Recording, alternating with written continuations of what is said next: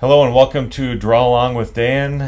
This is a pre-recorded edition since I had a scheduling conflict today, so no live comments for this one, although I would encourage you to still comment on the video as you watch it if you want to answer some of the questions that I'll have today. But today we're going to draw one of my favorite things in nature, and that's the face of an angry animal. There's so many cool shapes and stuff going on in these structures, in these faces. So today is a tiger, and so get your pencils out for some sketching, and then have some black ink markers for inking afterwards, as that's how we go. We do the general sketch first, and then we ink on top of that the final details. So I want to start out by breaking down the shapes of the tiger face, and right away what I see is the big oval. So you got that big oval, and then inside that we have where the mouth is.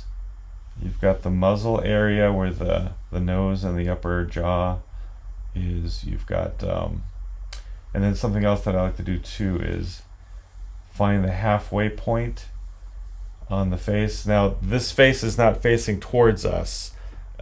Faces that are right towards the camera like that are easier to draw in the sense because it's the same either side.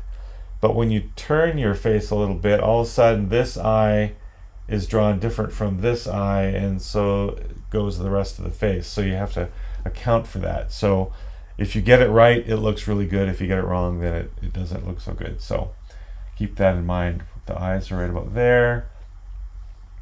And then there's also another, like a smaller fur area in the fur structure. Like there's this outer ridge and then there's this inner face type of thing going on. Got the fangs. Got where the mouth goes. And then we've got the ears. And notice those are aimed kind of backwards too. Another indication that the tiger's angry. And then you've got this upper forehead area. So I think that, and then the tongue inside. I suppose we can do that too. So let's take the rough sketch, put it right about there. You know what? I want to backtrack on that. I forgot to do the nose. So let's put the nose in. The nose is very important. And then indicate the eyes a little bit better. There we go. That's a better general breakdown of our tiger. All right, now I want to make myself a layer to draw on. Label this one sketch, and then make a layer on top of that. This will be our sketch layer for our tiger today. And let's see. I like the roundness of the tiger face. Again, let's indicate that middle area of the face. So again, I'm keeping in mind that's for the nose part. This part right here, that nose muzzle area. The nose itself, go right about there. You got the upper lip area that goes back, and then let's make him really have a large mouth, and then the teeth will go over there. Get the chin. So those of you that are trying to draw along with me, I'm going kind of fast here. There's lots of detail, but you have the advantage of being able to start and stop the video. So please make yourself use those features to be able to keep up if that's what you need to do. You got the bridge of the nose, and you got that cool snarl that the tiger's doing. So the upper fang, one's right there. Again, I'm just sketching these in rough. We'll get kind of close, and then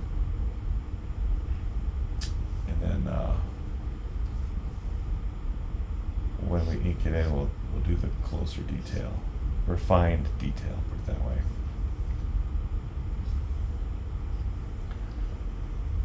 And then, see, actually I didn't make the outline of the face big enough, so we can correct that.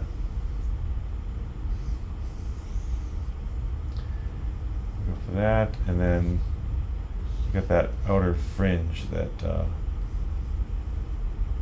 some of these wildcats have, like tigers and wildcats, bobcats, lynx, that sort of thing. Got that forehead area. I'm going to exaggerate that a little bit. And then the ears are going back.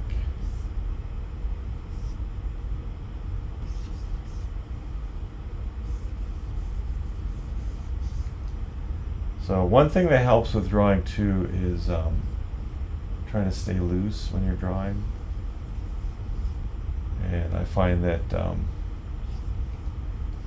if I get too tight and mechanical, the drawing reflects that, and it just isn't fun.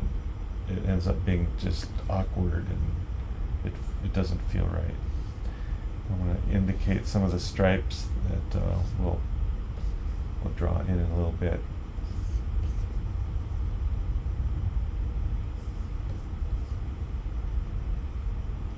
With the teeth. Again, indicating what those are. The nostrils for the tiger.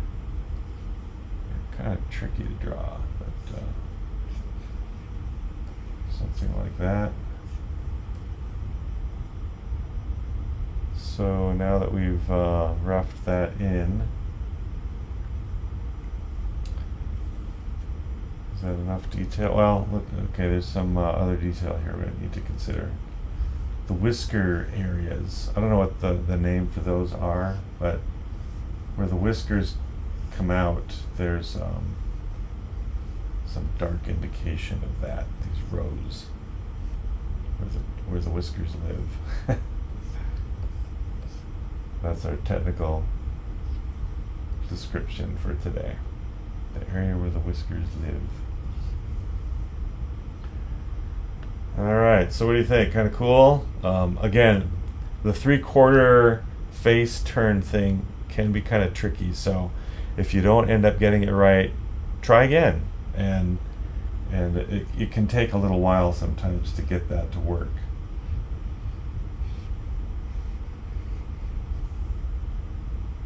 So I'm going to make the layer,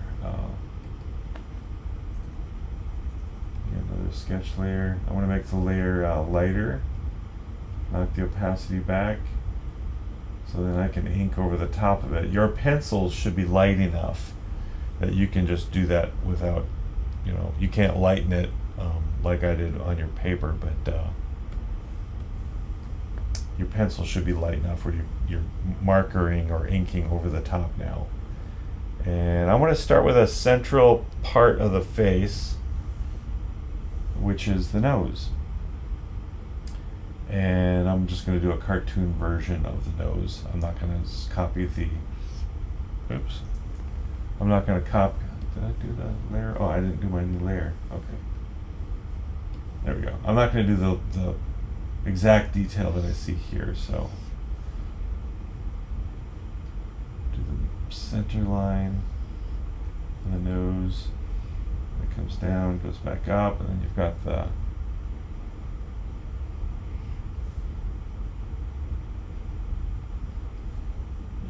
nostrils there, and then notice I do one side and then I do the other, keeping in mind that they're the same but they're a little different. but I want to make them look balanced and right. Come up that way. Then come down that way. So again, you've got that shape that makes sense. Now another thing that helps us get this right too is the bridge of the nose area is a very good indicator of shape.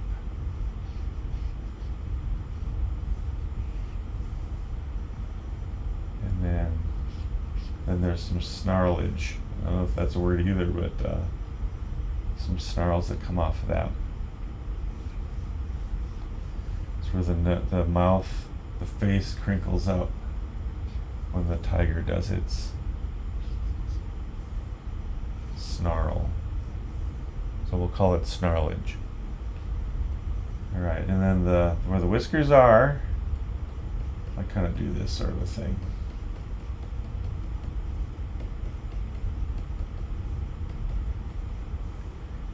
We'll do the same on the other side. Again, keeping in mind the form that we're working with as it goes back.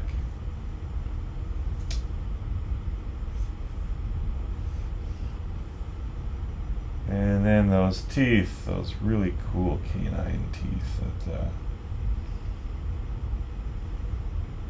wait, they call felines, fangs, canine teeth?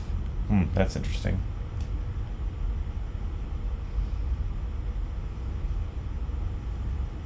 Alright, and then I'll just do this for the front teeth. A very quick way to indicate those teeth. Now the back,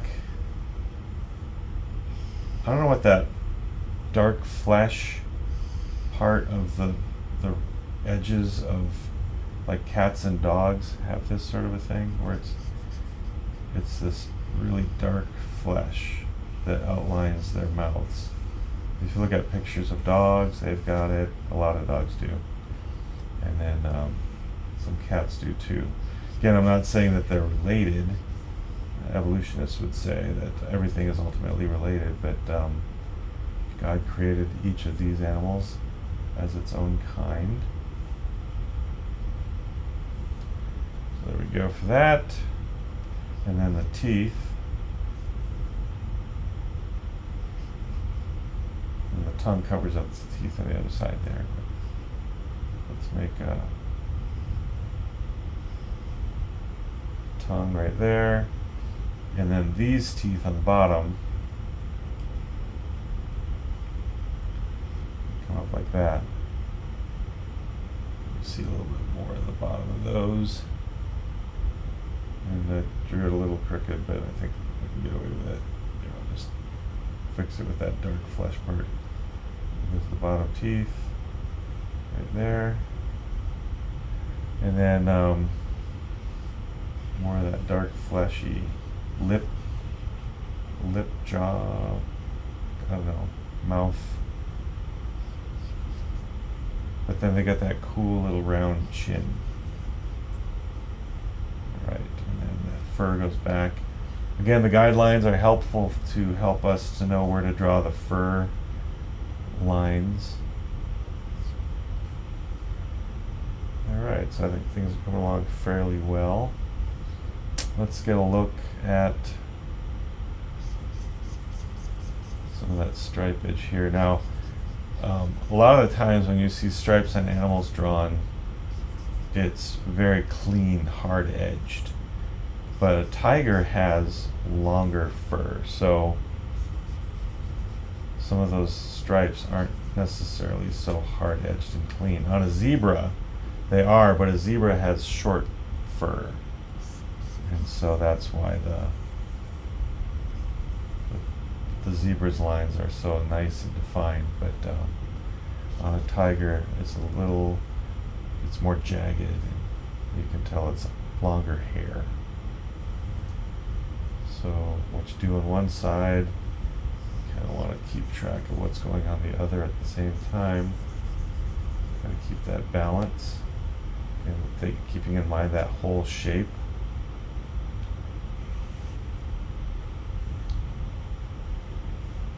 I want to draw the eyes so badly, but I'm going to save that till last.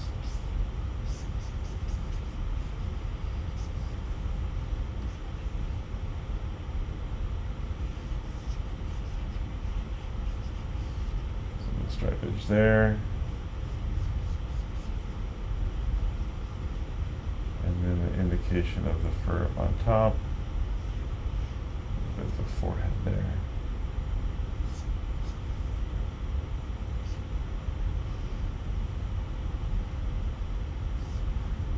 All right, and then again more stripes. Another thing you could do is lock in the stripes kind of like that and then go over them to give more of that fur. So you've got the shape of the stripe. And then this side.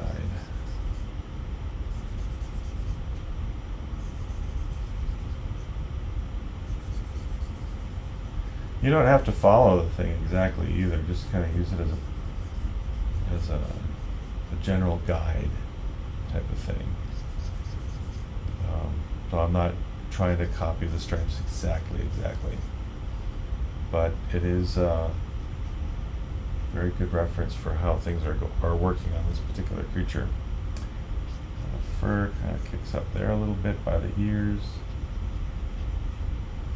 and then the ears go back.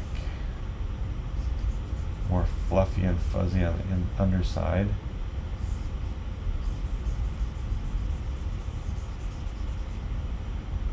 That, and then I'll indicate some more of that softer hair that's inside the ears.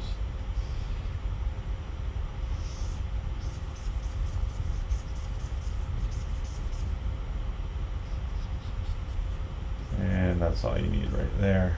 Very good. Now the well, I'll get some more forehead detail before we go for the eyes.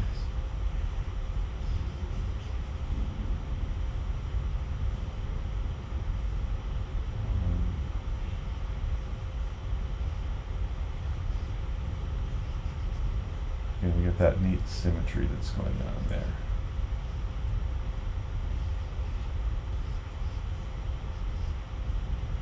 Okay, and now the eyes. And when I was a kid, I used to draw dinosaurs and other creatures with these cool cartoon eyes. So these will be somewhat similar to the reference that we're looking at here, but right there, I'm making these like angry brow type things, and then the eye can go back like that. And then there's this white area that tigers have under their eyes. Other cats do. It's like this highlighted white area that makes their eyes stand out. Add some like cartoon anger. There we go, and then like that. And then one thing I want to point out too is that as I have it right now, that muzzle area that includes the nose is a pretty prominent structure, so I'm going to thicken that up and help that to stand out more.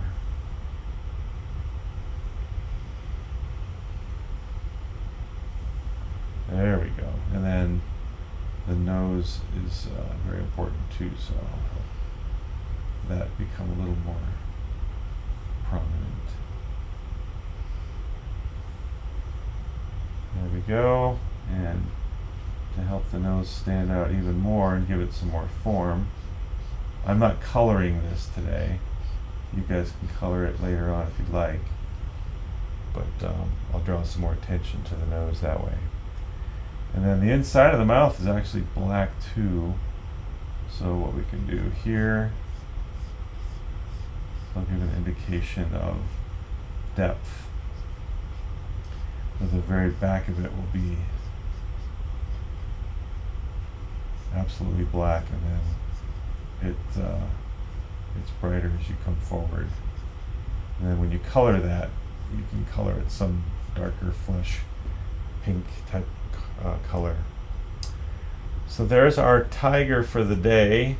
Oh, one last thing. I got to do this. The whiskers.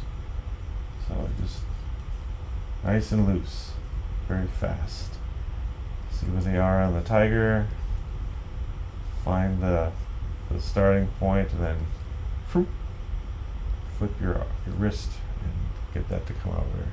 So there's our roaring tiger for the day, and then of course we have to finish by writing our name on it. Sign your artwork, Dan Lietha. Of course, I only sign mine that way. You sign your name on yours, and then I write .com. So go to my website, and you can find lots of my artwork. And let's make the sketch layer disappear so we can see the final result. There it is, the tiger of the day. Like I said, go to my website and you can find lots of different artwork projects and things that I work on and do samples. I illustrate for a ministry called Reasons for Hope, and I have a drawing feature called Draw It and Know It, which is a little simpler than what I'm showing here, but very good lessons on how to draw an animal line by line, and sometimes a Bible verse, and then some creation information on how that animal was designed and some facts about it. So highly recommend you check those out. But you can find the links to those on my website, danlietha.com. So thanks for joining me on this pre-recorded version. I'm going to be doing more of these Monday through Friday, about noon Eastern Standard Time in the United States. So figure out what that means to you, wherever you are in the world, and join me live most of the time, sometimes pre-recorded, on my YouTube channel. So thanks for drawing with me today, and have a good day.